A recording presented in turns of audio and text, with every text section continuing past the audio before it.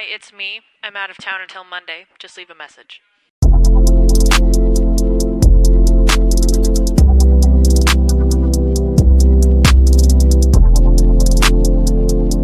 Hey guys, welcome to Tech Talk with Darius, where we discuss the latest and the greatest news in technology. Today we're going to discuss something a little bit different today. Today we're going to discuss AT&T and their supplemental coverage from space. This is their partnership with AT&T Space Mobile. Uh, AT&T Space Mobile came around in 2017.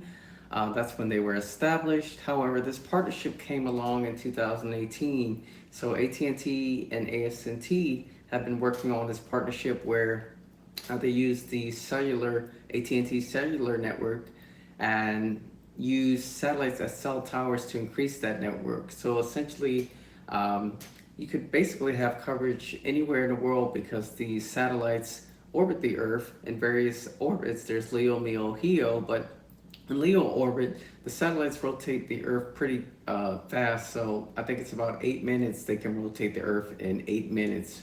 That's one full rotation. So basically, you would have ubiquitous coverage and cellular service anywhere in the world, and there would be no gaps in communication like there are with cellular towers, because depending on where you are in the United States domestically, cell service can be limiting because of the towers. So if the tower goes down, coverage may go down as well. Or if you're in the forest or mountainous areas, I mean, there are not a lot of cell towers there, so coverage may also be.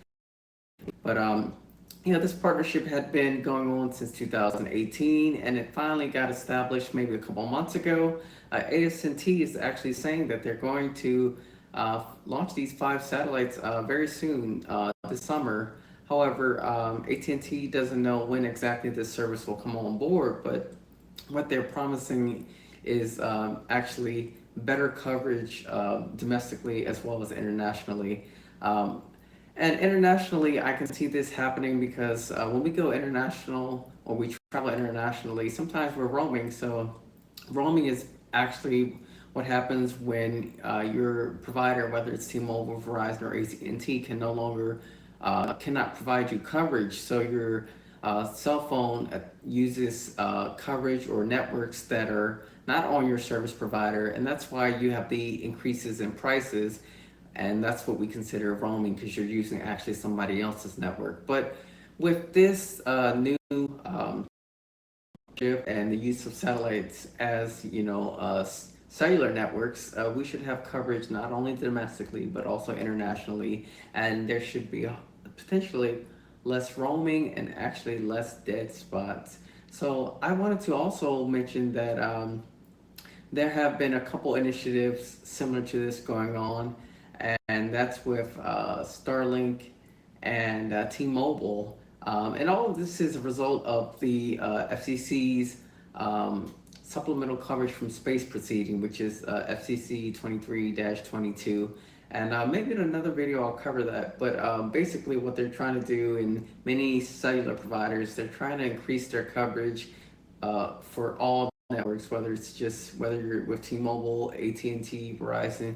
They're trying to supplement the coverage that they have by using satellites. So we'll see where they go with this. In very similar news, T-Mobile and Starlink are actually trying to accomplish the same thing that AT&T and AST are doing. They're trying to increase their cellular service by using satellites as cell towers. So we already know that Starlink provides broadband as well. T-Mobile wanted to partner with them to increase their coverage as well, like AT&T. However, because of the state of the service that they're in, or because the service, according to AT&T, isn't where it should be, AT&T kind of voiced their concerns to the FCC, basically saying that they shouldn't be able to do what they're doing now, because as it is now, that T-Mobile service with Starlink could interrupt what we already have that exists with the wireless service, terrestrial wireless service. So right now,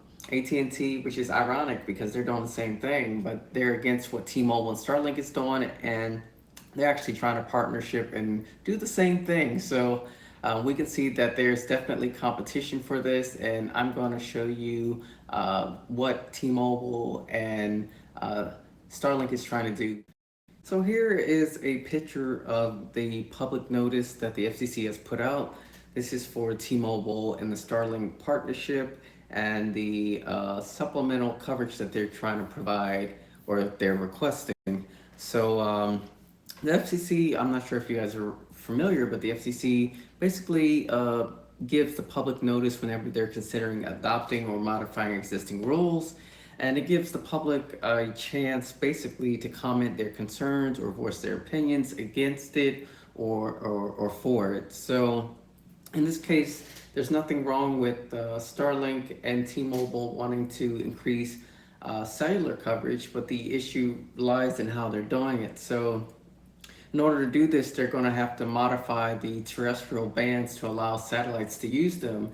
And this not only increases the amount of occupants in that band, but it also adds to the interference. So it'd be aggregated interference possibly because we have from space all the way down to the ground. So that's one of the things that they have to consider when they're doing interference analysis as well as interference mitigation. How do we counter that, or how do we protect existing users in that band? So I wanted to show you guys that public notice, but I do think it's really pretty genius or pretty awesome that they want to do that. They want to increase coverage, T-Mobile and AT&T. I like the fact that we'll have more coverage in the mountains and in rural areas and potentially internationally as well with the satellite coverage.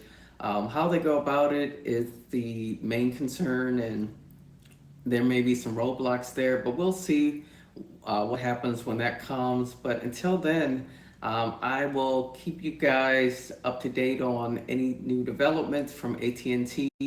Also, I may cover some T-Mobile stuff with that Starlink partnership as well. But either way, stay tuned to my next video. Please like and subscribe, and I will talk to you guys later. Bye.